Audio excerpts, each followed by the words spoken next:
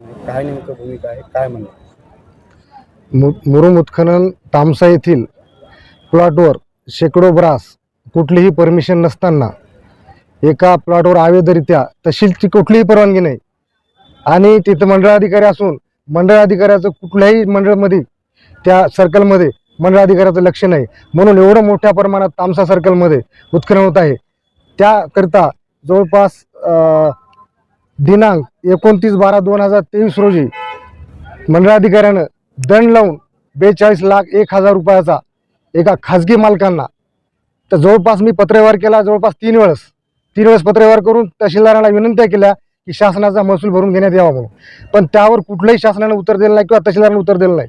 म्हणून मला आज म्हणजे काल दिनांक 4/7/2024 रोजी उपोषणाला बसण्याची वेळ आली आणि कुठलाही शासनाने निधी भरून घेतलेला नाही।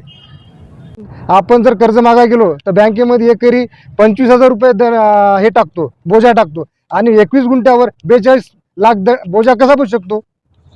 साधा उत्तर आहे। एक माणसाची दिशाभूल किंवा जनतेची दिशाभूल करण्याचं षडयंत्र आहे। तक्रार कोणा एसडीएम साहेबांना केली, तहसीलदार साहेबांना केली, पण कुठलंच काही नाही। प्रशासनाने काय दखल घेतली, काय पत्रव्यवहार केला? तहसीलदार साहेबांनी पेशकर वाट लावलं धाके साहेबांना किंवा आम्ही फेरफारमध्ये टिप्पणी घेतली आणि 1500 आम्ही मंजूर करून बोजा चढू। तर माझं एकच म्हणणं आहे, मंडळ अधिकाऱ्याने जे आदेश दिलेत तलाट्यांना की बा बोजा चढण्याचे, एक पत्र द्यावा मला, काम निघून जाईल।